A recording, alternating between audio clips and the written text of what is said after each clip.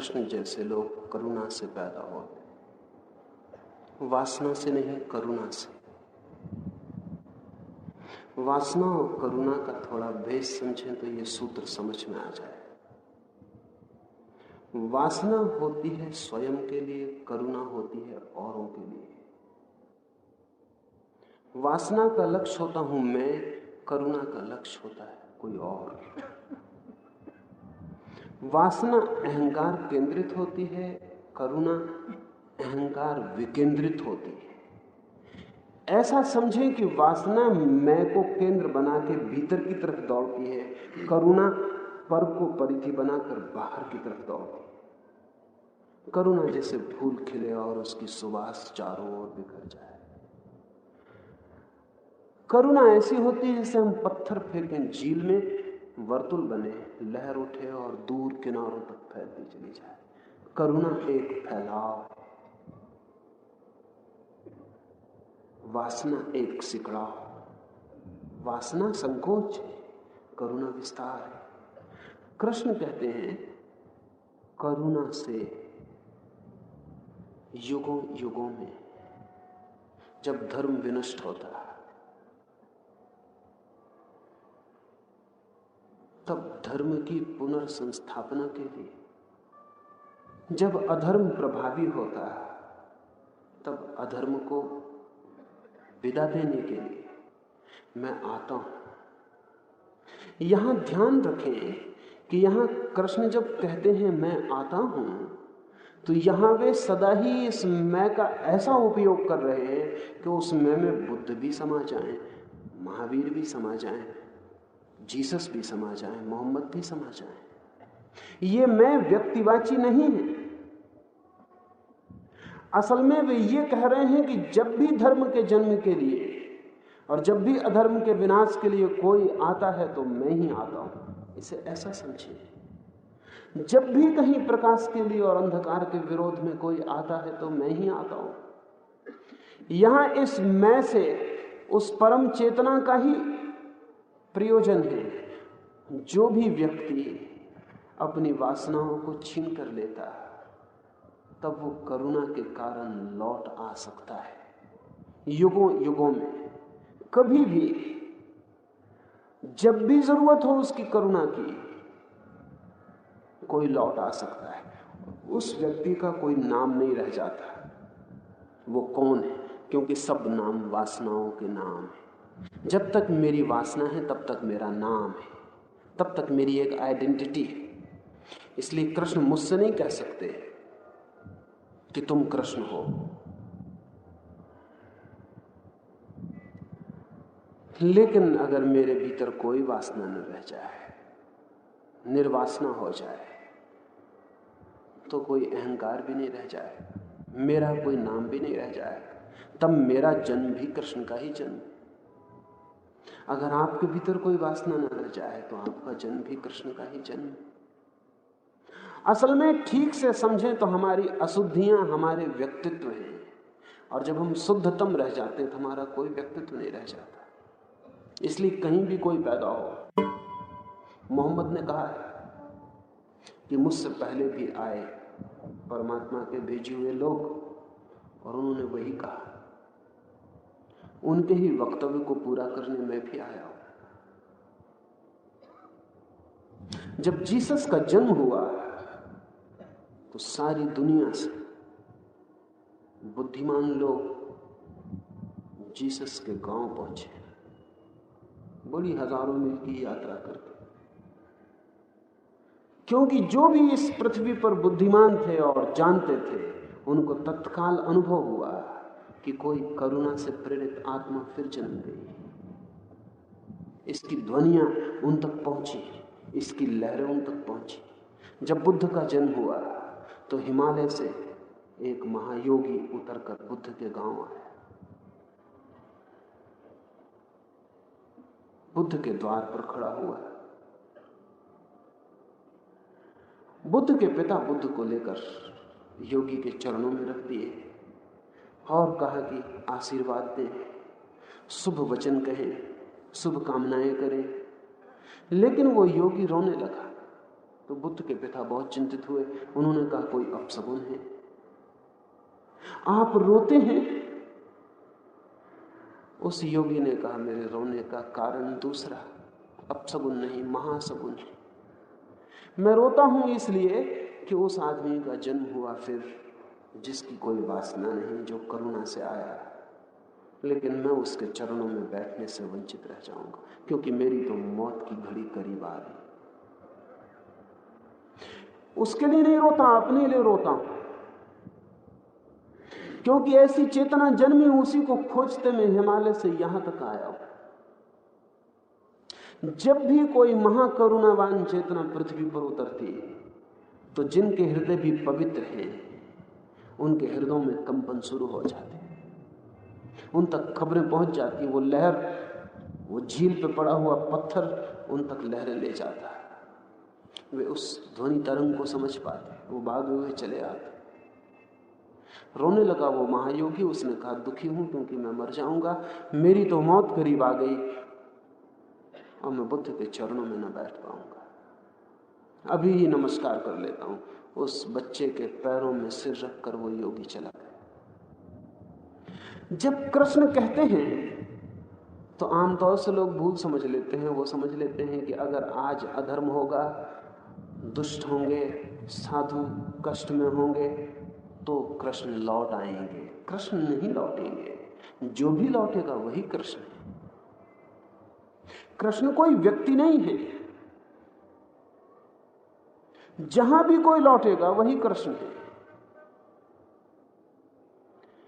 लेकिन जब भी जरूरत होती, अंधेरा घना होता है तो कोई प्रकाश किरण लौट आती। क्यों लौट आती? करुणा के कारण। जरूरत हो तो ही लौटती, अन्यथा कोई जरूरत नहीं। आपके घर में कोई बीमार हो तो डॉक्टर आता है, न हो तो कोई जरूरत नहीं। अंधेरा हो तो ठीक, अंधेरा ना हो तो कोई जरूरत नहीं। अगर पिछली पीढ़ी में ऐसी आत्माएं मरी हों जो कि वासना से मुक्त हो गई हों, लेकिन पृथ्वी पे कोई जरूरत ना हो तो वो ना लौटेंगे, लेकिन अगर जरूरत हो तो लौट आ सकती है। जरूरत सदा है। अब तक तो ऐसा कोई समय नहीं आया जब जरूरत ना रही हो, वो सदा है। पृथ्वी सदा ही अंधेरे से भरी है, पृथ्वी सदा ही अधर्म से भरी है, लौटना ही पड़ता है। लेकिन लौटने का प्रयोजन स्वयं की कोई वासना नहीं, लौटने का प्रयोजन दूसरों पर करुणा है। इस करुणा के दो कारण उन्होंने कहे हैं। असाधुओं के विनाश के लिए, दुष्टों के विनाश के लिए, साधुओं के उद्धार के लिए। ये जरा कठिन है दोनों बातें, इन्हें थोड़ा सा ख्याल में ले लेना जरूरी है। दुष्टों के विनाश के लिए क्या दुष्टों की हत्या कर देंगे, मार डालेंगे दुष्टों को? तब तो खुद ही दुष्ट हो जाएंगे, फिर वो करुणा ना हुई। दुष्टों के विनाश का क्या अर्थ होता है? दुष्टों के विनाश का एक ही अर्थ होता है कि दुष्टों में दुष्टता न रह जाए, तो दुष्टों का विनाश हो जाता है। दुष्टों के विनाश का अर्थ नहीं कि तलवार से 2 टुकड़े कर देंगे, क्योंकि तलवार से 2 टुकड़े करने में दुष्ट का तो कुछ विनाश ना होगा, जिसने विनाश किया वो भी दुष्ट हो जाएगा। दुष्ट के विनाश का क्या अर्थ है? दुष्ट के विनाश का अर्थ है दुष्ट की दुष्टता खो जाए, दुष्टता मिट जाए, तो ही दुष्ट का विनाश हुआ। साधुओं के उद्धार के लिए ये और कठिन बात है। साधु का तो अर्थ ही यही है कि जिसके उद्धार की किसी को जरूरत ना हो। साधु अगर अपना उद्धार न कर सके तो साधु कैसा? दुष्ट न कर सके समझ में आता है। कृष्ण कहें कि दुष्टों के उद्धार के लिए चलेगा, लेकिन कृष्ण कहते हैं दुष्टों के विनाश के लिए और साधुओं के उद्धार के लिए। तो साधारणतः हम सोचते हैं शायद साधुओं को दुष्ट सताते होंगे तो उनके उद्धार के लिए। साधु बड़ा कमजोर है अगर दुष्ट उसे सता पाए। असल में दुष्ट अगर साधु को सताए तो दुष्ट को ही बदलना पड़ता है, साधु को नहीं बदलना पड़ता। दुष्ट साधु को सता के अपने ही बदलाहट के उपाय में लग रहा है, साधु को नहीं सता पाता। साधु को दुनिया में कोई भी नहीं सता पाता, और अगर साधु को दुष्ट सता पाते हैं तो साधु के नाम से दूसरे ढंग के दुष्ट ही बैठे होंगे, अन्यथा नहीं, साधु नहीं होंगे। साधु को सताने का उपाय नहीं, इसलिए भी उपाय नहीं कि साधु का मतलब ही यही है कि जिससे अब सताओ और चाहे सम्मान करो, दोनों बराबर हो गए। उसे सताओगे कैसे? उसे जूते की माला पहना दो कि फूल की माला पहना दो, वो दोनों के लिए धन्यवाद देके अपने रास्ते पर चल पड़ेगा। साधु को सताने का उपाय नहीं है, जिसे हम नहीं सता सकते वही साधु है। फिर ये कृष्ण कहते हैं साधु के उद्धार के लिए। और ये भी बड़े मजे की बात है कि जिस युग में साधु हों उसमें भी दुष्टों को साधु न सुधार पाए और कृष्ण को आना पड़े, तो साधु बिल्कुल नपुंसक, इम्पोर्टेंट। फिर साधु किस लिए है? नहीं, जिस युग में दुष्ट होते उस युग में साधु भी साधु नहीं होते। असल में दुष्टता से भरे हुए युग दुष्टों के युग होते और पाखंडी साधुओं के युग होते। साधु के उद्धार के लिए, अर्थात पाखंड से उद्धार के लिए। और मजा यह है कि दुष्ट का विनाश करना पड़ता है, क्योंकि दुष्टता कुछ है जिसका विनाश किया जा सके, पाखंड कुछ है नहीं जिसका विनाश किया सके। पाखंड से सिर्फ उद्धार किया जा सकता, दुष्टता का विनाश किया जा सकता। दुष्टता का पॉजिटिव अर्थ है। पाखंड सिर्फ एक चेहरा है जिससे उद्धार किया जा सकता, जिसे उतार के रख दिया नीचे तो पीछे का आदमी प्रकट हो जाता। साधु के उद्धार के लिए और दुष्ट के विनाश के लिए। और जिस युग में साधु नहीं होते उसी युग में दुष्ट होते हैं, लेकिन साधु सदा होते तो फिर साधु पाखंडी होते। पाखंडी साधु के उद्धार के लिए। अन्यथा साधु अगर सच में साधु है तो कृष्ण से कहेगा क्षमा करें, आप कष्ट न करें, मैं उद्धार कर लूंगा, अपना उद्धार तो कर ही लूंगा, आपको नाहक कष्ट न दूंगा, आप क्यों परेशान होते हैं? अगर साधु सच में साधु होगा तो दुष्ट उसे दुश्मन नहीं मालूम पड़ेगा, दुष्ट उसे सताता हुआ भी मालूम नहीं पड़ेगा। लेकिन साधु के भीतर भी दुष्ट ही छिपा रहता है। फर्क साधु और दुष्ट के बीच चेहरों का होता है, और इस अर्थ में दुष्ट कहीं ज्यादा ईमानदार और साधु कहीं ज्यादा बेईमान होता है। बेईमानी से उद्धार करना पड़ेगा। धर्म का जब विनाश होता है तो साधु होंगे कहां? क्योंकि अगर साधु होंगे तो धर्म का विनाश कैसे होगा? धर्म का विनाश तभी होता है जब साधु नहीं होते। जब साधु नहीं होते तभी धर्म का विनाश होता है, और जब धर्म का विनाश होता तभी अधर्म प्रभावी होता है। मैं एक सभा में था, एक बड़े साधु करपात्री जी बोलने के बाद उन्होंने कुछ जनता से नारे लगवाए। उन्होंने पहला नारा लगवाया, धर्म की जय हो। 3 बार लोग चिल्लाए, धर्म की जय हो। फिर पीछे उन्होंने नारा लगवाया, अधर्म का नाश हो। मैंने उनके साथ बैठे साधु से कहा, जब धर्म की जय हो गई तो अधर्म बचेगा कैसे? धर्म की जय हो गई, अधर्म का नाश हो गया। ये तो ऐसे हुआ कि लोगों से हम कहें कि दिए जलाओ और फिर कहें अंधेरा हटाओ, दोनों बातें बेमानी। दिया जल गया तो बात खत्म हो गई। जब धर्म की जय हो गई 3 बार, अब कृपा करके अधर्म का नाश मत करवाएं। अधर्म नाश हो गया, और अगर धर्म की जय से नाश नहीं हुआ तो अधर्म के नाश के नारे लगाने से नाश होने वाला नहीं है। धर्म नहीं होता, क्योंकि धर्म के लिए भी पृथ्वी पर पैर रखने की जगह चाहिए। धर्म को भी पृथ्वी पर पैर रखने की जगह चाहिए। वो जगह साधुओं के हृदय है। अगर साधु ना हो तो धर्म को पैर रखने की जगह नहीं मिलती। धर्म तक अटक जाता है, त्रिशंकु हो जाता है, आकाश में भटक जाता है। धर्म को पैर रखने के लिए साधुओं के हृदय चाहिए, अधर्म को पैर रखने के लिए असाधुओं के हृदय चाहिए। अधर्म भी खड़ा नहीं हो सकता, अधर्म भी हमारे सहारे खड़ा होता है, हमारे सहारे प्रकट होता है। धर्म भी हमारे सहारे प्रकट होता है। साधु हो तो धर्म होता है, उसके लिए सहारे होते हैं। असाधु हो, अधर्म होता है, उसके लिए सहारे होते हैं।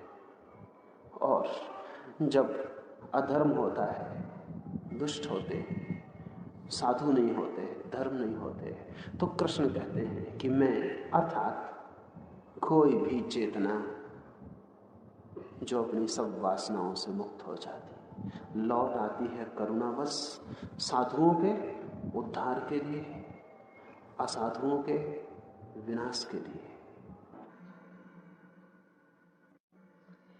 किम कर्म किमकर्मेति कवयोऽप्यत्र मोहिताः तत्ते कर्म प्रवक्ष्यामि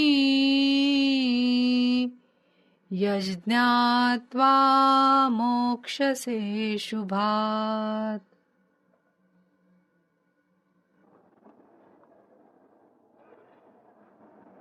कर्म क्या है और अकर्म क्या?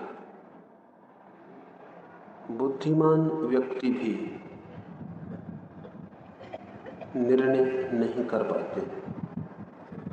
कृष्ण कहते हैं वो गूढ़ तत्व मैं तुझसे कहूंगा जिसे जानकर व्यक्ति मुक्त हो जाता है। अजीब सी लगेगी ये बात, क्योंकि कर्म क्या है और अकर्म क्या ये तो मूढ़ जन भी जानते हैं। कृष्ण कहते हैं कर्म क्या है और अकर्म क्या ये बुद्धिमान जन भी नहीं जानते। हम सभी को ये ख्याल है कि हम जानते हैं क्या है कर्म और क्या कर्म नहीं। कर्म और अकर्म को हम सभी जानते हुए मालूम पड़ते हैं, लेकिन कृष्ण कहते हैं कि बुद्धिमान जन भी तय नहीं कर पाते हैं कि क्या कर्म है और क्या अकर्म। गूढ़ है ये तत्व, तो फिर पुनः विचार करना जरूरी है। हम जिसे कर्म समझते हैं वो कर्म नहीं होगा, हम जिसे अकर्म समझते हैं वो अकर्म नहीं होगा। हम किसे कर्म समझते हैं? हम प्रतिकर्म को कर्म समझे हुए हैं, रिएक्शन को एक्शन समझे हुए हैं। किसी ने गाली दी आपको और आपने भी उत्तर में गाली दी। आप जो गाली दे रहे हैं वो कर्म ना हुआ, वो प्रतिकर्म हुआ, रिएक्शन हुआ। किसी ने प्रशंसा की और आप मुस्कुराए, आनंदित हुए, वो आनंदित होना कर्म ना हुआ, प्रतिकर्म हुआ, रिएक्शन हुआ। आपने कभी कोई कर्म किया है या प्रतिकर्म ही किए? 24 घंटे जन्म से लेकर मृत्यु तक हम प्रतिकर्म ही करते हैं, हम रिएक्ट ही करते हैं। हमारा सब करना हमारे भीतर से सहजात नहीं होता, स्पॉन्टेनियस नहीं होता। हमारा सब करना हमसे बाहर से उत्पादित होता है, बाहर से पैदा किया गया होता है। किसी ने धक्का दिया तो क्रोध आ जाता है, किसी ने फूल मालाएं पहनाई तो अहंकार खड़ा हो जाता है, किसी ने गाली दी तो गाली निकल आती है, किसी ने प्रेम के शब्द कहे तो गदगद हो प्रेम बहने लगता है। लेकिन ये सब प्रतिकर्म है। ये प्रतिकर्म वैसे ही है जैसे बटन दबाई और बिजली का बल्ब जल गया, बटन बुझाई और बिजली का बल्ब बुझ गया। बिजली का बल्ब भी सोचता होगा कि मैं कर्म करता हूं जलने का, बुझने का, लेकिन बिजली का बल्ब जलने बुझने का कर्म नहीं करता है। कर्म उससे कराए जाते हैं। बटन दबती है तो उसे जलना पड़ता है, बटन बुझती है तो उसे बुझना पड़ता है। यह उसकी स्वेच्छा नहीं है। इसको ऐसा ले, किसी ने आपको गाली दी और अगर आप गाली का उत्तर देते हैं तो थोड़ा सोचें, ये गाली का उत्तर आपने दिया या देना पड़ा। अगर दिया तो कर्म हो सकता है, देना पड़ा तो प्रतिकर्म होगा। आप कहेंगे दिया, चाहते तो न देते, तो फिर चाह के कोशिश करके देखें, तब आपको पता चलेगा। हो सकता है ओंठों को रोक लें तो भीतर गाली दी जाएगी, तब आपको पता चलेगा गाली मजबूरी है, बटन दबा दी है किसी ने। और अगर कोई गाली दे और आपके भीतर गाली ना उठे तो कर्म हुआ। तो आप कह सकते हैं मैंने गाली न देने का कर्म किया। कर्म का अर्थ है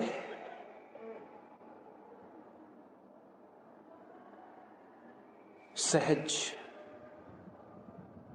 प्रतिकर्म का अर्थ है प्रेरित, इंस्पायर्ड।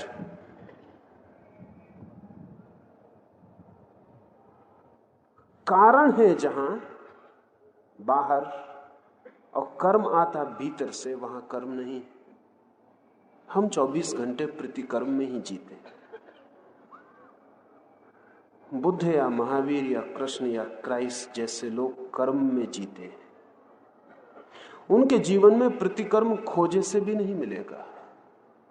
एक आदमी बुद्ध के ऊपर आकर थूक गया है, तो वे मुस्कुराए, उन्होंने अपनी चादर से थूक को पोंछ लिया और उस आदमी से पूछा और कुछ कहना। वो आदमी भी विचलित हुआ होगा, क्योंकि जब किसी के ऊपर थूके तो शायद पृथ्वी पर इसके पहले किसी ने भी नहीं कहा होगा कि और कुछ कहना। वह आदमी थोड़ा झिझका, उत्तर उसे सूझा नहीं, क्योंकि बुद्ध ने बड़ी अड़चन में डाल दिया। बुद्ध कोई प्रतिकर्म करते तो वह आदमी उत्तर तैयार लेके आया होगा। प्रतिकर्म की हम सबकी तैयारी है। बुद्ध अगर पूछते क्यों थूका, तो शायद वो उत्तर तैयार करके लाया हो। जैसे परीक्षा में लोग अपने उत्तर तैयार करके ले जाते, ऐसे हम जिंदगी में एक एक कदम रिहर्सल पहले कर लेते, पहले तैयारी कर लेते हैं कि अगर थूकूंगा तो कोई ये कहेगा तो मैं ये कहूंगा। लेकिन जो तैयारी होती है वो प्रतिकर्म की होती है। बुद्ध जैसा आदमी तो कभी कभी हजारों वर्षों में मिलता है, तो बुद्ध जैसे आदमी की तो तैयारी नहीं होती। 2-3-4 साल के परीक्षार्थी प्रश्न पत्र देख लेते हैं, क्वेश्चंस देख लेते हैं, तैयारी कर लेते हैं। लेकिन बुद्ध जैसा प्रश्न तो कभी लाखों करोड़ों वर्ष में एक बार उठता है, क्योंकि कर्म ही कभी करोड़ों वर्षों में एक आदमी करता है, बाकी सारे लोग प्रतिकर्म करते हैं। वो आदमी मुश्किल में पड़ गया, उसने कहा आप भी क्या पूछते, उससे कुछ और न सूझा। बुद्ध ने कहा मैं ठीक ही पूछता हूं, कुछ और कहना है? उसने कहा लेकिन मैंने कुछ कहा नहीं, आपके ऊपर थूका है। बुद्ध ने कहा तुमने थूका, लेकिन मैं समझा कि तुमने कुछ कहा है, क्योंकि थूकना भी कहने का एक ढंग है। शायद मन में इतना क्रोध है तुम्हारे कि शब्दों से नहीं कह पाते, इसलिए थूक कर कहा है। कई बार शब्द असमर्थ होते हैं। बुद्ध ने कहा मैं ही कई बार बहुत सी बातें कहना चाहता हूं, शब्दों में नहीं कह पाता, तो फिर इशारों में कहनी पड़ती। तुमने इशारा किया, मैं समझ गया। उस आदमी ने कहा लेकिन आप कुछ नहीं समझे, मैंने क्रोध किया है। बुद्ध ने कहा मैंने बिल्कुल ठीक समझा कि तुमने क्रोध किया है। तो उस आदमी ने पूछा आप क्रोध क्यों नहीं करते? बुद्ध ने कहा तुम मेरे मालिक नहीं हो, तुमने क्रोध किया इसलिए मैं भी क्रोध करूं तो मैं तुम्हारा गुलाम हो गया। मैं तुम्हारे पीछे नहीं चलता हूं, मैं तुम्हारी छाया नहीं हूं। तुमने क्रोध किया, बात खत्म हो गई। अब मुझे क्या करना है वो मैं करूंगा। बुद्ध ने कुछ भी ना किया, वो आदमी चला गया। दूसरे दिन क्षमा मांगने आया, बुद्ध से कहने लगा क्षमा कर दो। सिर रख दिया पैरों पर, आंसू गिराए आंखों से। जब सिर उठाया बुद्ध ने कहा और कुछ कहना है? उस आदमी ने कहा आप आदमी कैसे हो? बुद्ध ने कहा मैं समझ गया, मन में कोई भाव इतना घना है कि नहीं कह पाते शब्दों से, आंसुओं से कहते हो, सिर को पैर पे रखकर कहते हो, गेस्चर्स, मुद्राओं से। कल भी कल भी कुछ कहना चाहते थे, नहीं कह पाए, आज भी कुछ कहना चाहते हो, नहीं कह पाए। उस आदमी ने कहा, मैं क्षमा मांगने आया हूं, मुझे क्षमा कर दें। बुद्ध ने कहा, मैंने तुम पर क्रोध ही नहीं किया, इसलिए क्षमा करने का तो कोई उपाय ही नहीं। जैसे कल मैंने देख लिया था कि तुमने थूका, ऐसे आज देखता हूं कि तुमने पैरों पर सिर रखा, बात समाप्त हो गई है। इससे ज्यादा इस कर्म में मैं नहीं पड़ता हूं। बुद्ध ने कहा कि मैं तुम्हारा गुलाम नहीं हूं। प्रतिकर्म गुलामी, स्लेवरी। दूसरा आपसे करवा लेता है। जब दूसरा आपसे कुछ करवा लेता है तो आप गुलाम हैं, मालिक नहीं। कर्म तो वे ही कर सकते हैं जो गुलाम नहीं है। इसलिए कृष्ण अगर कहते हैं तो ठीक ही कहते हैं कि बुद्धिमान भी नहीं समझ पाते कि क्या कर्म है और क्या अकर्म है। अकर्म तो और भी कठिन है, फिर कर्म ही नहीं समझ पाते।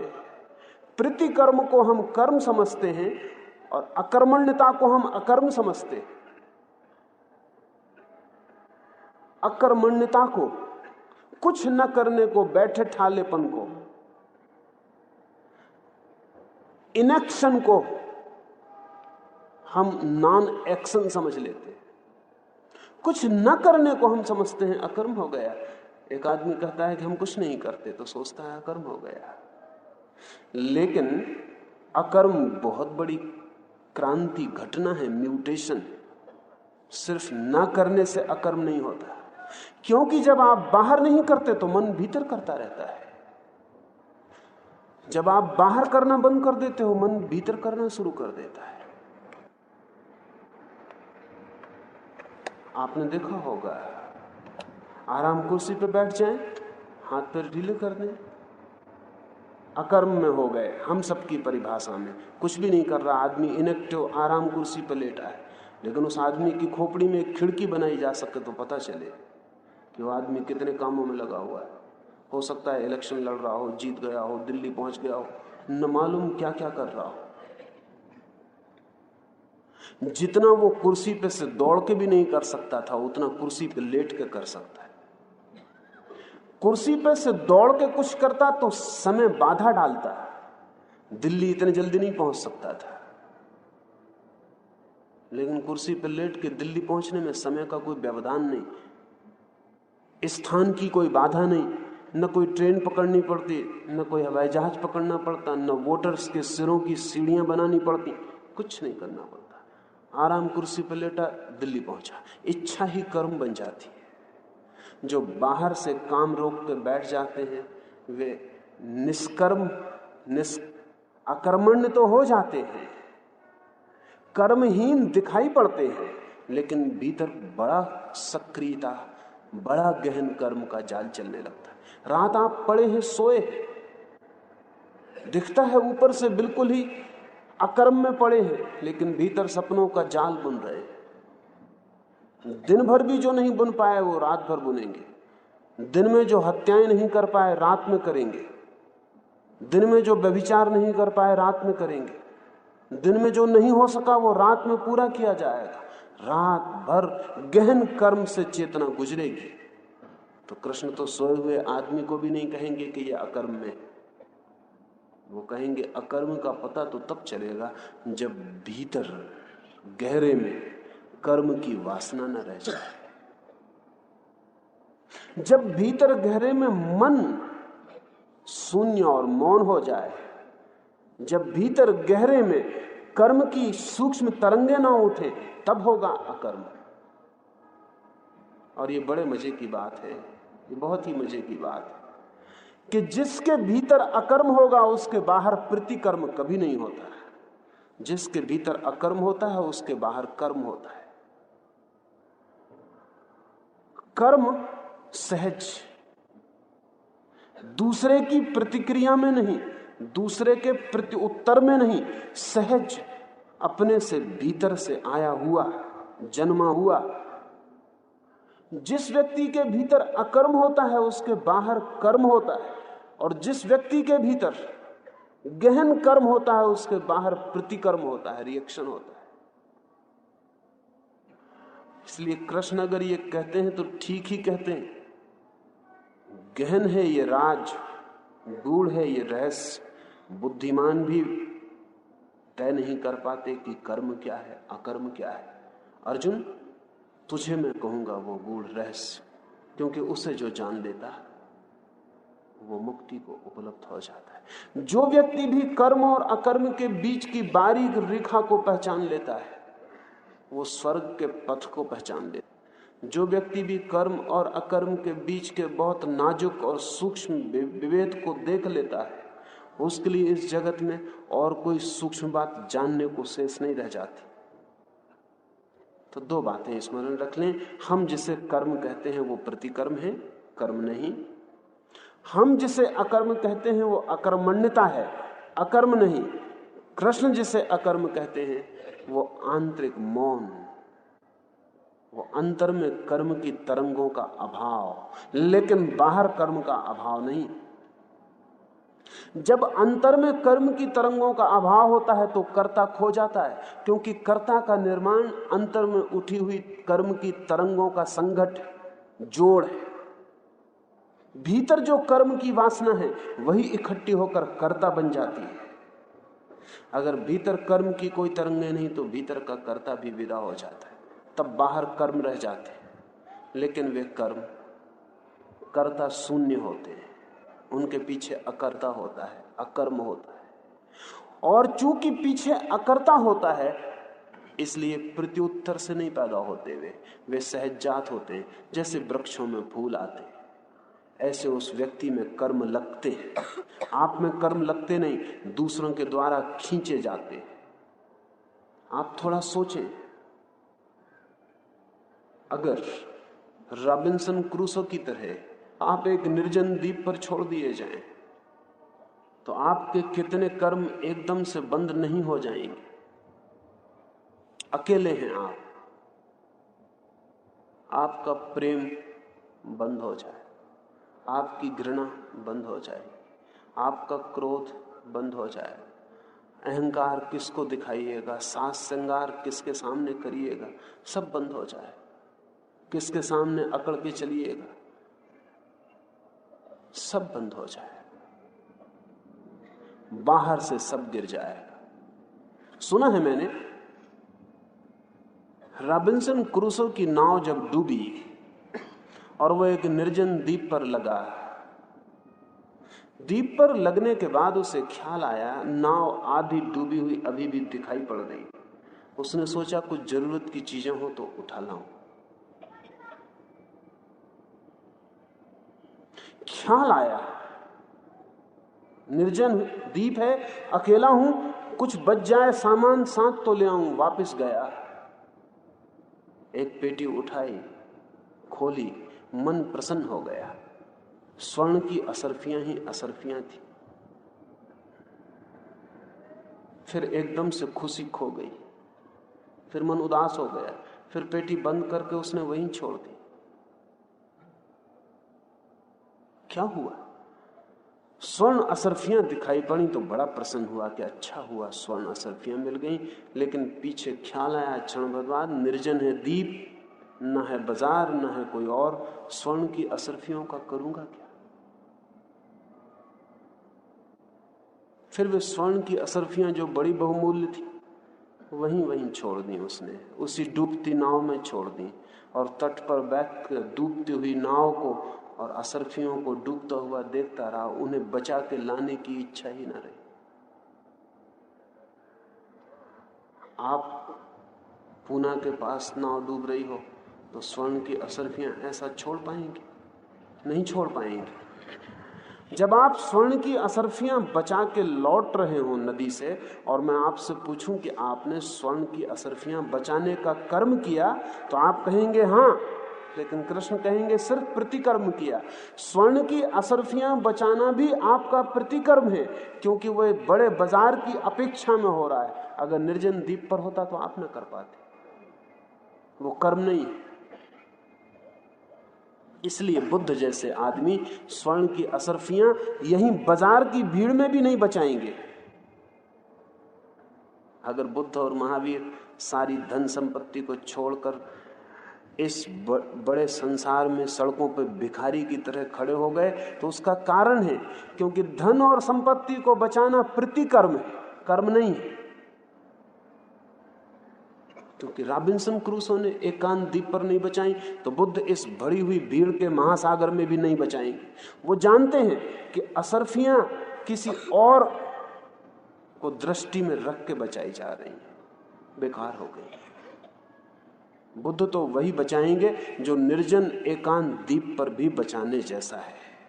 बुद्ध तो अपने को ही बचाएंगे, बाकी सबकी फिक्र छोड़ देंगे। हमारा सारा कर्म प्रतिकर्म है, इसे अगर ठीक से देख लिया तो हमारा सारा अकर्म भीतरी कर्म बन जाता है, ये भी दिखाई पड़ जाएगा। और कृष्ण कहते हैं इसकी ठीक मध्यम रेखा को देख लेने से व्यक्ति मुक्त होता है। कर्मणो ह्यपि बोद्धव्यं च विकर्मणः अकर्मणश्च बोद्धव्यं गहना कर्मणो गतिः। कहते हैं कृष्ण, कर्म का स्वरूप, अकर्म का स्वरूप और निषिद्ध कर्म का स्वरूप जानना चाहिए, क्योंकि कर्म की गति गहन है। निषिद्ध कर्म वे कर्म जो करने योग्य नहीं, उनका स्वरूप भी जानना चाहिए। पहले सूत्र में कर्म और अकर्म की बात की, अब वो तीसरा एक और तत्व जोड़ते हैं, वो कहते हैं निषिद्ध कर्म, उसका स्वरूप भी जानना चाहिए। क्योंकि कर्म की गति गहन, गहन मतलब सूक्ष्म, बारीक, पता नहीं चलता, रहस्यपूर्ण है। कब कर्म कर्म होता, कब अकर्म होता, ये तो है ही कठिनाई। कर्म कभी कभी निषिद्ध कर्म भी होता, तब और कठिनाई। निषिद्ध कर्म के संबंध में थोड़ी बात ख्याल में ले लेनी चाहिए। निषिद्ध कर्म को दो ढंग से सोचा जा सकता है। एक तो कि हम कुछ कर्मों को तय कर लें कि ये निषिद्ध, जैसा कि अदालत करती है, कानून करता है। कानून कर्म तय कर लेता है कि निषिद्ध है, चोरी करना निषिद्ध है, हत्या करना निषिद्ध है, आत्महत्या करना निषिद्ध है। कुछ कर्म तय कर लिए, ये निषिद्ध है, ये नहीं करने चाहिए। लेकिन कानून बहुत बारीक नहीं होता, धर्म और भी बारीक खोज करता है। धर्म जानता है कि कभी कभी कोई कर्म किसी परिस्थिति में निषिद्ध हो जाता और किसी परिस्थिति में निषिद्ध नहीं होता। हत्या साधारणतया निषिद्ध है, युद्ध के मैदान पर निषिद्ध नहीं होती।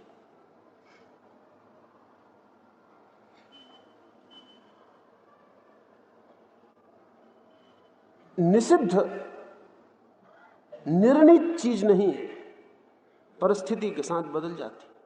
और कभी कभी तो ऐसा होता है कि दो निषिद्ध कर्मों के बीच विकल्प खड़ा हो जाता, अल्टरनेटिव हो जाता है। क्या करो? सच बोलो तो हिंसा हो जाती, हिंसा बचाओ तो झूठ बोलना पड़ता। फिर क्या करो?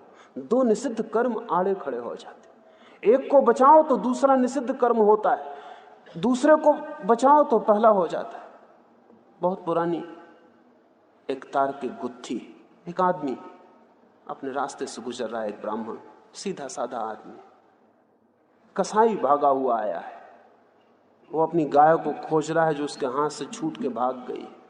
वो उस आदमी से पूछता है, ब्राह्मण से, कि यहां से एक गाय भागी गई, हाथ में उसके काटने की कुल्हाड़ी।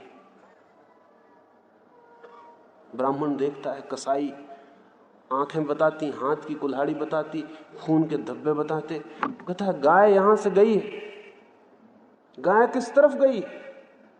ब्राह्मण मुश्किल में पड़ गया, बड़ी मुश्किल में पड़ गया। उसने किताब में पढ़ा है कि झूठ बोलना निषिद्ध कर्म है, लेकिन सच बोले तो ये कसाई गाय को पकड़ ले और हत्या करेगा तो मैं भी भागीदार हो जाऊंगा। और गौ हत्या तो निषिद्ध है ही, सभी हत्याएं निषिद्ध है। फिर हत्या में भागीदार होना निषिद्ध है। अब अगर झूठ बोलूं तो भी निषिद्ध कर्म हो जाएगा, सच बोलूं तो भी निषिद्ध कर्म होकर रहेगा। वो ब्राह्मण मुश्किल में पड़ गया। उस कसाई ने कहा कि जल्दी बोलो, पता हो तो बोलो, नहीं पता हो तो कहो कि नहीं पता है। उस ब्राह्मण ने कहा मैं बहुत मुश्किल में पड़ गया, जरा मुझे सोचने दो, निषिद्ध कर्मों का सवाल है। उस कसाई ने कहा पागल, मैं पूछता हूं मेरी गाय कहाँ है? निषिद्ध कर्मों का कोई सवाल नहीं है, सिर्फ गाय का सवाल है।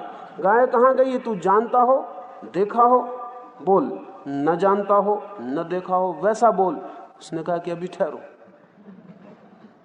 सवाल निषिद्ध कर्मों का है। जिंदगी जटिल है, उसमें चीजें ऐसी नहीं होती जैसी शास्त्रों में होती हैं। शास्त्र सरल है, हालांकि लोग शास्त्रों को जटिल समझते और जिंदगी को सरल समझते हैं। शास्त्र बिल्कुल सरल है, जिंदगी बहुत जटिल है, क्योंकि शास्त्रों के सब सवाल निर्णित सवाल हैं, जिंदगी के सब सवाल अनिर्णित हैं। वहां प्रतिपल तय करना पड़ता है कि क्या करूं, और ऐसे क्षण रोज आ जाते हैं जब कोई शास्त्र साथ नहीं देता, स्वयं ही निर्णय करना पड़ता है। इसलिए कृष्ण कहते हैं जटिल है, गहन है कर्म की गति। उस कर्म की गहन गति को ठीक समझने के लिए पहले तो निषिद्ध कर्म के तत्व को ठीक से समझ लेना चाहिए। कर्म और अकर्म को तो समझना ही चाहिए, निषिद्ध कर्म को भी ठीक से समझ लेना चाहिए, क्योंकि कर्म और अकर्म तो अल्टीमेट आखिरी सवाल है। लेकिन निषिद्ध कर्म डे टू डे इमीडिएट रोज का सवाल है। उठे नहीं कि तय करना पड़ता है कि क्या करें, किस चीज को निषिद्ध कहें। जीसस से पूछो, मोहम्मद से पूछो, महावीर से पूछो, राम से पूछो, कन्फ्यूशियस से पूछो, अगर सबकी बातें सुन लो तो आदमी हिल भी ना सके, सांस भी ना ले सके। देखा ना जैन साधु आदमी मुंह पर पट्टी बांधे हुए, वो सांस बचाने के लिए कि सांस की गर्म हवा आसपास के कीटाणुओं को मार देगी तो निषिद्ध कर्म हो जाए। तो नाक पे पट्टी बांधे हुए, गर्म हवा पट्टी में रुक जाए तो थोड़ी हवाओं के कीटाणुओं को बचाने की सुविधा हो जाए। मुश्किल है। और ऐसा नहीं कि इन बड़े तीर्थंकरों, अवतारों, समझदारों, बुद्धिमानों, ज्ञानियों की बात से मुश्किल होती। जिंदगी जटिल है, वो जो भी कह रहे हैं सब ठीक कह रहे हैं, लेकिन सभी की बातें जिंदगी के निश्चित पहलू को छू पाती हैं, और जिंदगी रोज अनिश्चित है, सब बदल जाता है। महावीर ने कहा कि खेती मत करो, क्योंकि खेती निषिद्ध कर्म है, क्योंकि खेती में बहुत हिंसा होगी। इसलिए महावीर को मानने वाले लोगों ने खेती बंद कर दी। खेती बंद कर दी, और महावीर के अधिकतम मानने वाले क्षत्रिय थे, क्योंकि महावीर क्षत्रिय थे। अधिकतम मानने वाले क्षत्रिय थे, तलवार उठा नहीं सकते, क्योंकि जब खेती नहीं कर सकते तो तलवार उठाना तो बहुत निषिद्ध हो जाएगा। युद्ध में जा नहीं सकते, सैनिक का काम कर नहीं सकते, क्षत्रिय रहे नहीं, खेती कर नहीं सकते, किसान रहे नहीं। अब क्या उपाय? शूद्र होने की हिम्मत नहीं, ब्राह्मण दरवाजे बंद किए बैठे हैं, वो भीतर घुसने न देंगे, सिवाय वैश्य होने के उन्हें कोई रास्ता नहीं रह गया। इसलिए समस्त महावीर के मानने वाले व्यापारी हो गए, वैश्य हो गए। लेकिन वैश्य होकर उन्होंने इतनी हिंसा की जितनी कि वो किसान होकर कभी ना करते, कभी ना करते इतनी हिंसा। लेकिन दिखाई नहीं पड़ती। रुपये को आप हाथ में लो, हिंसा का बिल्कुल पता नहीं चलता। रुपया बिल्कुल साफ मालूम पड़ता, उसमें कहीं खून का धब्बा नहीं होता। हालांकि रुपए में जितने खून के धब्बे होते हैं किसी और चीज में नहीं होते, लेकिन वो दिखाई नहीं पड़ता, एकदम साफ। इसलिए महावीर को मानने वाले, महावीर ने खुद कभी ना सोचा होगा कि मेरे मानने वाले महावीर नग्न खड़े हैं रास्तों पर, धन दौलत छोड़ दी है सब। सोचा भी ना होगा कि मेरे मानने वालों के पास इस मुल्क में सबसे ज्यादा धन दौलत इकट्ठी हो जाएगी, मगर निषिद्ध कर्म से हो गई। कहा तो ठीक ही था, निषिद्ध कर्म बताया था, ठीक बताया था, लेकिन ये सोचा न था कि एक तरफ से निषिद्ध कर्म बचे तो दूसरी तरफ से प्रकट हो सकता। इसलिए कृष्ण कहते कर्म की गति गहन है, इधर से छोड़ो उधर से पकड़ लेती, उधर से छोड़ो इधर से पकड़ लेती। तो निषिद्ध कर्म क्या है, इसे ठीक से जान लेना जरूरी है।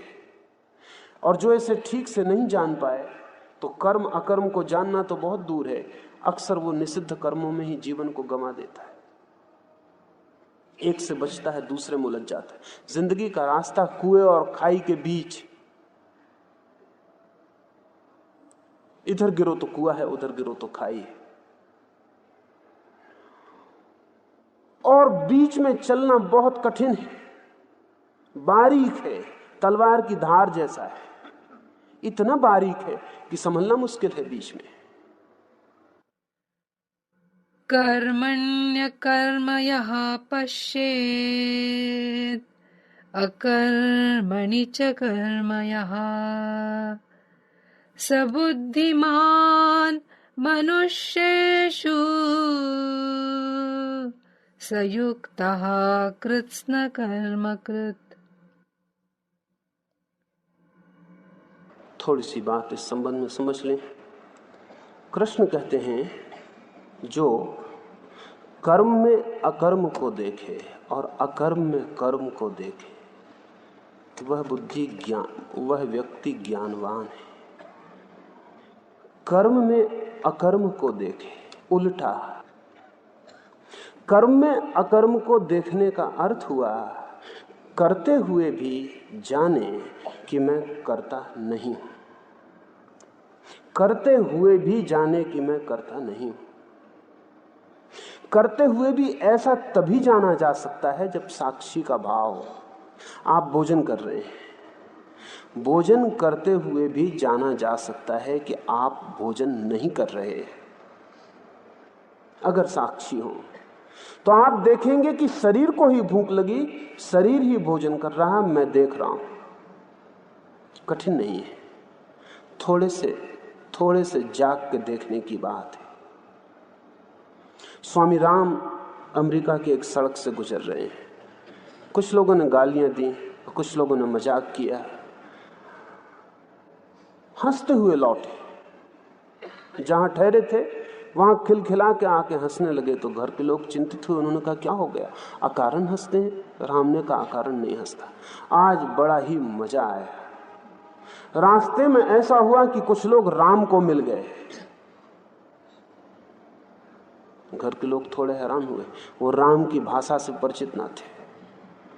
राम को मिल गए, ऐसा खुद राम कह रहे हैं।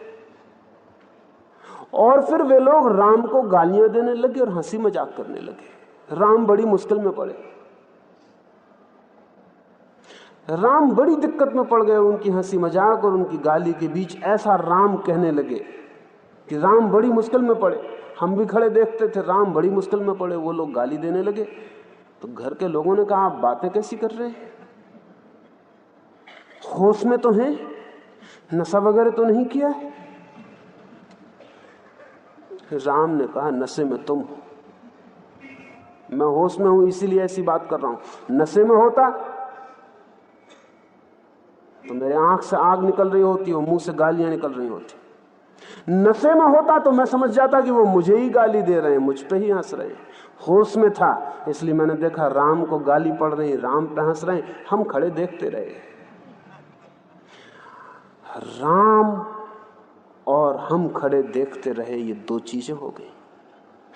जब आप भोजन कर रहे हैं तो राम भोजन कर रहे हैं, आप जरा खड़े होकर देखें, आप जरा पीछे खड़े हो जाएं और देखें कि राम भोजन कर रहे हैं। राम को भूख लगी, राम को नींद लगी, आप खड़े पीछे देख रहे हैं। ये पीछे खड़े होकर देखने की कला ही कर्म को अकर्म बना देती। तब व्यक्ति करते हुए ना करने जैसा हो जाता। और इससे भी जटिल बात दूसरी कृष्ण कहते हैं कि तब ना करते हुए भी करता जैसा हो जाता। वो और भी कठिन है बात समझनी। ये तो पहली बात समझ में आ सकती है कि अगर साक्षी भाव हो तो कर्म होते हुए भी ऐसा नहीं लगता कि मैं कर रहा हूं, देख रहा हूं कि हो रहा है। दूसरी बात और भी गहरी है कि ना करते हुए भी कर रहा हूं। इसका क्या मतलब हुआ? असल में जब कोई व्यक्ति पहली घटना को उपलब्ध हो जाता है कि करते हुए ना करने को अनुभव करने लगता है, तब अनिवार्य रूप से दूसरी गहराई भी उपलब्ध हो जाती है कि वो ना करते हुए भी अनुभव करता है कि कर रहा हूं। क्यों? क्योंकि जो व्यक्ति ऐसा जान लेता है कि मैं साक्षी हूं, वो व्यक्ति अपने को स्वयं से तो तोड़ लेता और सर्व से जोड़ देता है। जो व्यक्ति ऐसा जान लेता है कि मैं नहीं कर रहा हूं, सब हो रहा है, मैं देख रहा हूं, उसका परमात्मा और उसके बीच तादात्म्य हो जाता है। फिर वो कुछ भी नहीं करता, हवाएं चल रही हैं तो भी वो जानता है मैं ही चला रहा हूं, चांद तारे घूम रहे हैं तो वो जानता है मैं ही चला रहा हूं। राम कभी एक दिन बहुत खुशी में आ गए तो उन्होंने हंस के कहा कि तुम्हें पता है कि मैंने ही सबसे पहले चांद तारों को गति दी थी, मैं ही नहीं सबसे पहले चांद तारों को इशारा किया और चला दिया। लोगों ने कहा आपने? भरोसा नहीं आता। तो राम ने कहा अगर तुम समझते हो कि राम ने चला दिया तो ठीक समझते हो, भरोसे के लायक बात नहीं, लेकिन मैं कह रहा हूं मैंने चला दिया, राम ने नहीं। फिर वही बात, वो जो भीतर अगर जान ले कि मैं साक्षी हूं तो परमात्मा के साथ एक हो जाता है। फिर जो भी हो रहा है वही कर रहा है। फिर वो अगर खाली भी बैठा हुआ है तो भी वही कर रहा है, हवाएं भी वही चला रहा है, वृक्ष भी वही उगा रहा है, फूल भी वही खिला रहा है। वो जो बैठा हुआ है वृक्ष के नीचे आंखें मूंदे हुए, वही चांद तारे और सूरज भी चला रहा है, लेकिन वो दूसरी घटना है। पहले तो कर्म में अकर्म का अनुभव हो, तो फिर अकर्म में कर्म का अनुभव होता है। और जो इस गहन प्रतीति को उपलब्ध हो जाता है, कृष्ण कहते हैं वो ज्ञान को, सत्य के अनुभव को उपलब्ध हो जाता है। और साथ ही आपसे ये भी कह दूं कि जो व्यक्ति साक्षी बन जाता है उसे निषिद्ध कर्म क्या है ये पहले से तय नहीं करना पड़ता। जब भी जरूरत होती है, जैसे ही वो साक्षी होता है, दिखाई पड़ जाता है कि ये निषिद्ध है और ये निषिद्ध नहीं है। इसे सोचना नहीं पड़ता। उसकी हालत ठीक ऐसे हो जाती है जैसे कमरा है अंधेरा, एक अंधा आदमी है, उसे कमरे के बाहर जाना तो वो पूछता है दरवाजा कहां है। स्वभावतः अंधे आदमी को दरवाजे का पता नहीं, वो पूछता है दरवाजा कहां है। अगर कोई बता भी दे तो भी कुछ फर्क नहीं पड़ता, अंदाज हो जाता है, अनुमान हो जाता है, फिर भी लकड़ी से टटोलता है कि दरवाजा कहां है। बता दिया तो भी टटोलता है तो भी सीधे दरवाजे पर थोड़ी पहुंच जाता है। कौन टटोलने वाला सीधा पहुंच सकता है? कभी खिड़की को छूता है, कभी कुर्सी को छूता है, फिर टटोल के कहां दरवाजा है पता लगाता। लेकिन आंख वाला आदमी पूछता नहीं दरवाजा कहां है, निकलना है उठता है और निकल जाता है। आपने कभी ख्याल किया, जब आप दरवाजे से निकलते हैं पहले सोचते हैं दरवाजा कहां है, फिर देखते हैं कि ये रहा दरवाजा, फिर सोचते हैं इसी से निकल जाएं, फिर निकल जाते हैं।